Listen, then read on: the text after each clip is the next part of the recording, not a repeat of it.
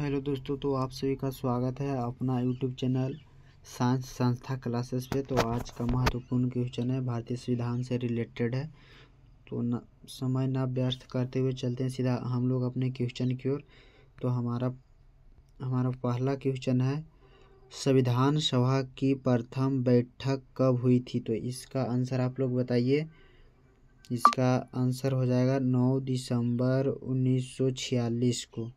इसका आंसर हो जाएगा 9 दिसंबर 1946 को। 9 दिसंबर 1946 को। तो चलिए हम लोग चलते हैं दूसरा क्वेश्चन की ओर।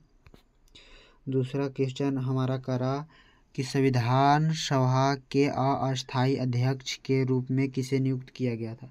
तो इसमें ध्यान दीजिएगा कि अगर अस्थायी सदस्य कहे तो हमारा आंसर हो जाएगा बी, सच्चिदानंद सिन्हा। और यदि अस्थायी अध्यक्ष कहे तो हमारा हो जाएगा डॉक्टर राजेंद्र प्रसाद। इस महत्वपूर्ण क्वेश्चन है, इसको थोड़ा ध्यान दीजिएगा। तो चलिए हमारा तीसरा क्वेश्चन है, संविधान सभा के अस्थायी अध्यक्ष किसे बनाया गया? यहाँ आंसर आ गया, फिर वही आंसर रिपीट हो गया है। हम अभी बोले थे आप लोग को। इसका आंसर हो जाएगा सी, डॉक्टर राजेंद्र प्रसाद। इसका आंसर हो जाएगा सी, डॉक्टर राजेंद्र प्रसाद। हमारा चौथा क्वेश्चन है कि प्रारूप समिति के अध्यक्ष कौन थे?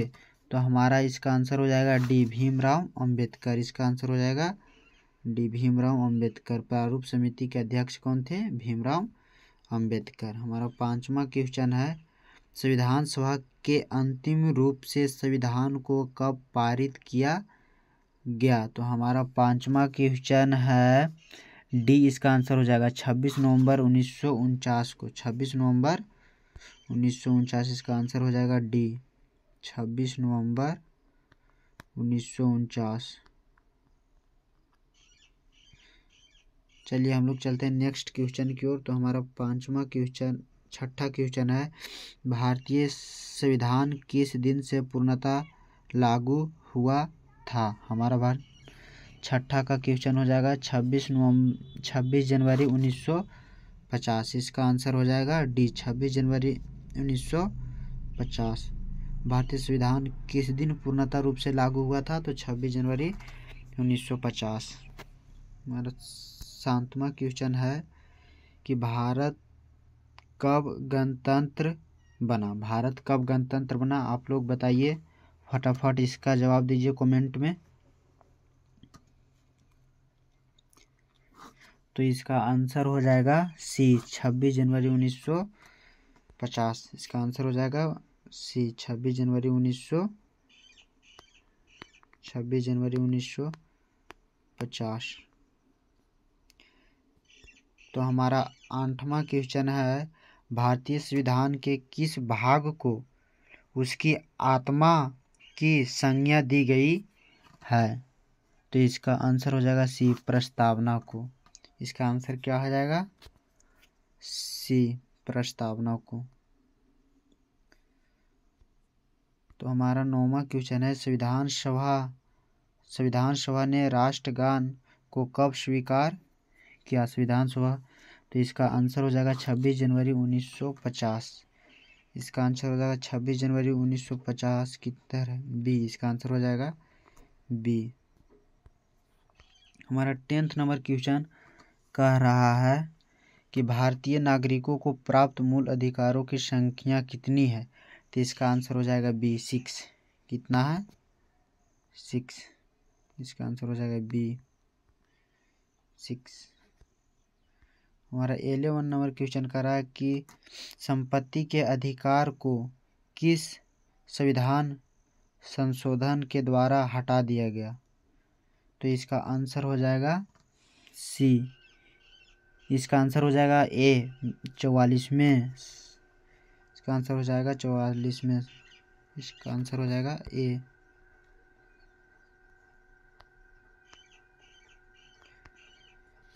हमारा 12 नंबर क्वेश्चन कर रहा है कि मूल अधिकारों का रक्षक किसे कहा जाता है? मूल अधिकारों का रक्षक किसे कहा जाता है? तो इसका आंसर हो जाएगा अ एवं ब, यानी ए और बी दोनों। इसका आंसर हो जाएगा सी नंबर।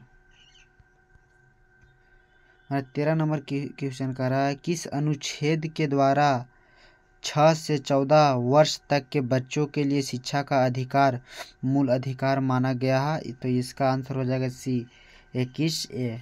इसका आंसर हो जाएगा सी। हमारा 14 नंबर क्वेश्चन है, ये लोक कल्याणकारी राज्य की अवधारणा किसमें निहित है? लोक कल्याणकारी की अवधारणा किसमें निहित है? तो इसका आंसर हो जाएगा बी, राज्य की नीति के निदेशक तत्व, राज्य के नीति विदेशक के तत्व। इसका आंसर हो जाएगा बी नंबर। तो आप लोग वीडियो को फटाफट शेयर कीजिए। तो हमारा 15 नंबर क्वेश्चन का रहा, संविधान का अनुच्छेद 40 राज्य के निर्देश देता है कि वह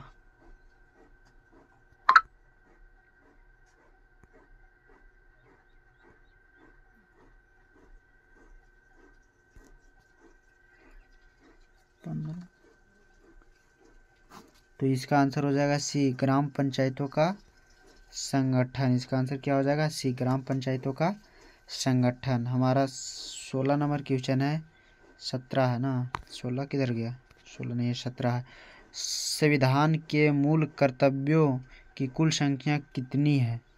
तो इसका आंसर हो जाएगा, संविधान के मूल कर्तव्यों की कुल संख्या कितनी है? तो 11 है। कितनी है? 11।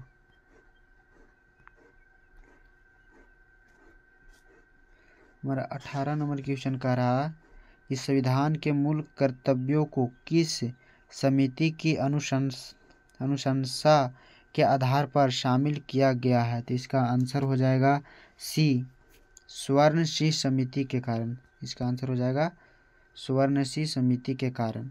संविधान के मूल कर्तव्यों को किस समिति की अनुशंसा के आधार पर शामिल किया गया? तो इसका आंसर हो जाएगा सी। चलिए हम 19 नंबर क्वेश्चन को चलते। भारतीय संघ की शक्ति किसमें निहित है? भारतीय संघ की नीति किसमें है? तो इस भारतीय संघ की शक्ति किसमें निहित है? तो इसका आंसर हो जाएगा सी, राष्ट्रपति। इसका आंसर क्या हो जाएगा? राष्ट्रपति, सी। हमारा 20 नंबर क्वेश्चन कह रहा है कि राष्ट्रपति के निर्वाचन मंडल में शामिल है, क्या शामिल है राष्ट्रपति संसदीय? तो इसका आंसर हो जाएगा सी,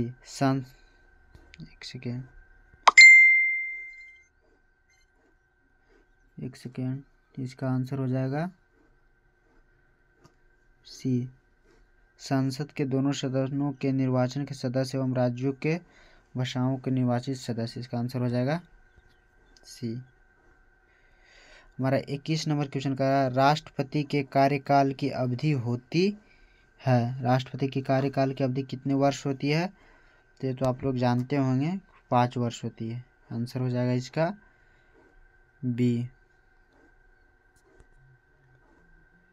हमारा 22 नंबर क्वेश्चन है कि राष्ट्रपति पद के चुनाव के लिए कौन सी विधि अपनाई जाती है? कौन सी विधि अपनाई जाती है? तो इसका आंसर हो जाएगा अनुपातिक प्रतिनिधि, एकल संक्रमित, तो इनमें सभी होगा। इसका आंसर हो जाएगा सभी नियमों का पालन करता है।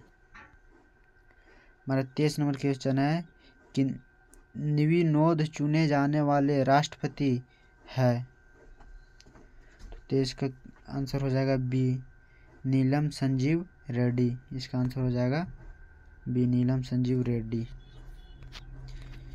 तो चलिए आज यहीं तक, फिर हम लोग नेक्स्ट क्लास में करेंगे।